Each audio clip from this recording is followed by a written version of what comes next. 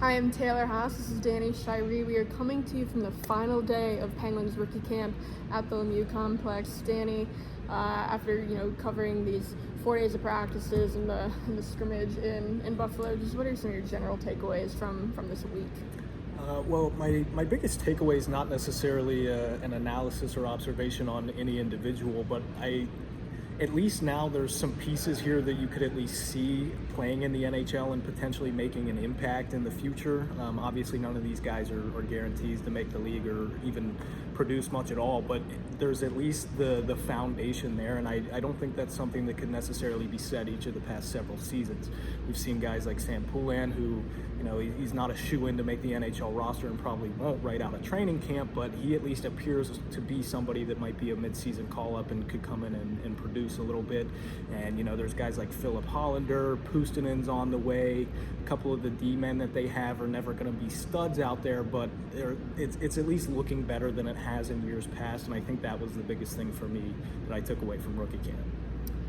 Yeah, and I mean, this camp, no one's winning and losing spots in Wilkes-Barre out of this camp. For the newer guys, some of these guys are just going to go back to juniors, and this was a good way for them to get acclimated with the team. But a lot of these guys, we talked to some of those guys who are coming into their first NHL training camp, like Andonovski, and this really just kind of really sets them up for better success heading into training camp, gives them a little bit more confidence, that kind of thing. And I did take away a lot of these players, they did get a lot of individual work with the coaches.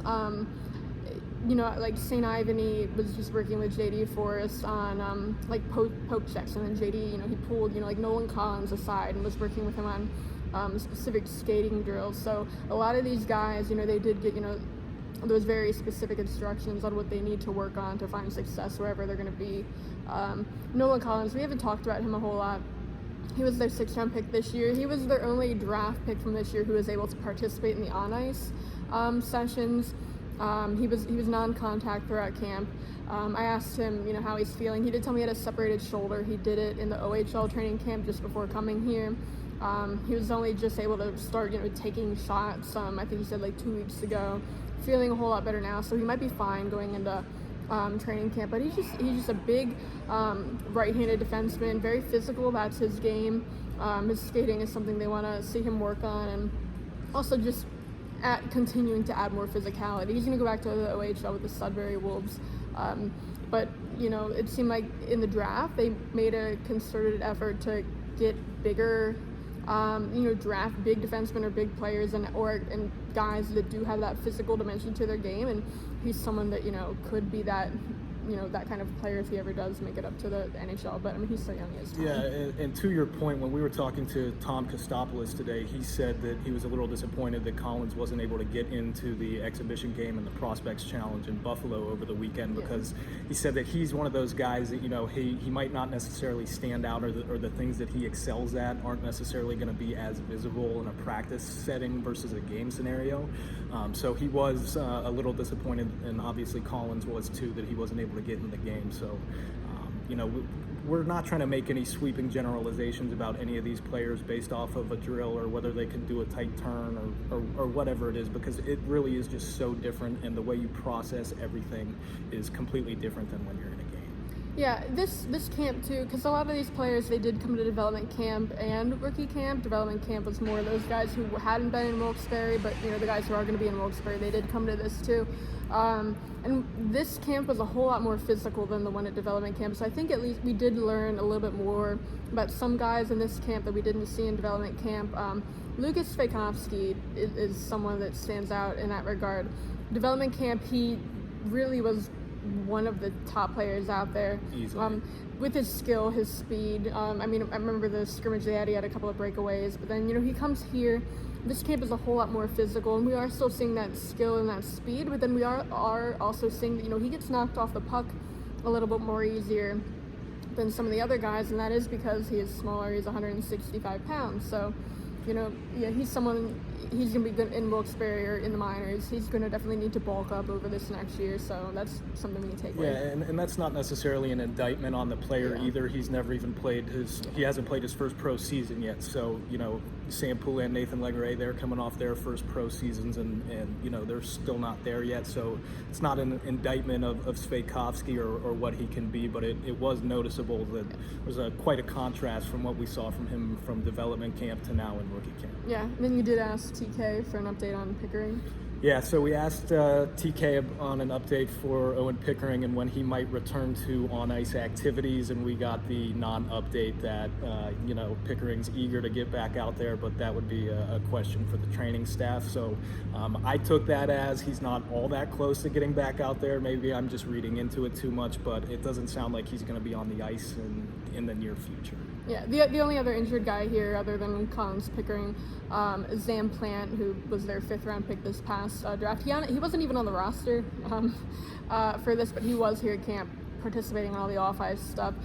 He had shoulder surgery just before his, it was I believe in the spring, so before he was drafted. They knew he was injured when they drafted him. He's going to be ready sometime mid-October, so nothing new there, but it's good for him to come around, meet the staff.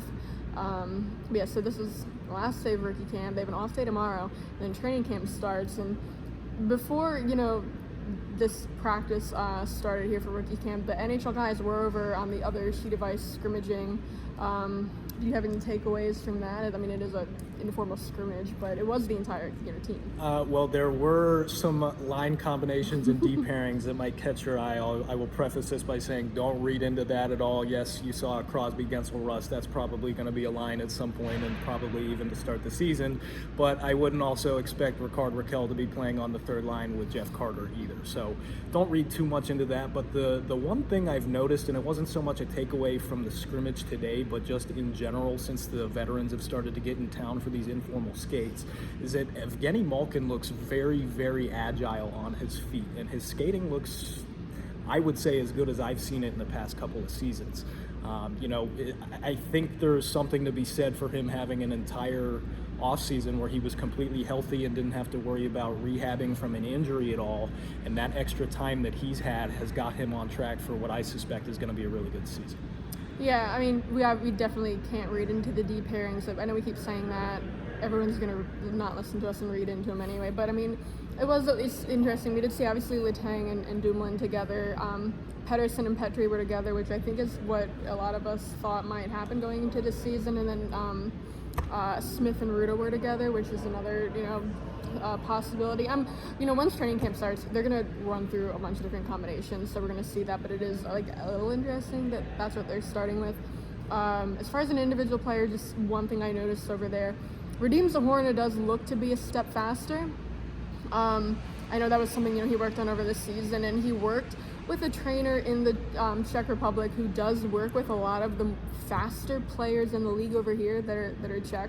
So I don't know if that's something was intentional, if he was trying to add a step. I know his skating, playing with pace and being able to maintain that pace was something Sullivan had that was a concern with him last year, which isn't surprising given that he's massive. That's something you get with all big players, but looks like he's a step faster over here. Any other takeaways from that? No, I just am super glad that we're through rookie camp and we are officially at the start of the NHL season. It feels great to be back at the rink, and for our sake, we don't have any COVID restrictions going in the locker room now, and it's great to get in there and see what's going on as everything's getting ramped up. Yep. We'll have your coverage from this last day of rookie camp over the site. Then we'll have your coverage all throughout training camp on DK Pittsburgh Sports. So stay tuned for that.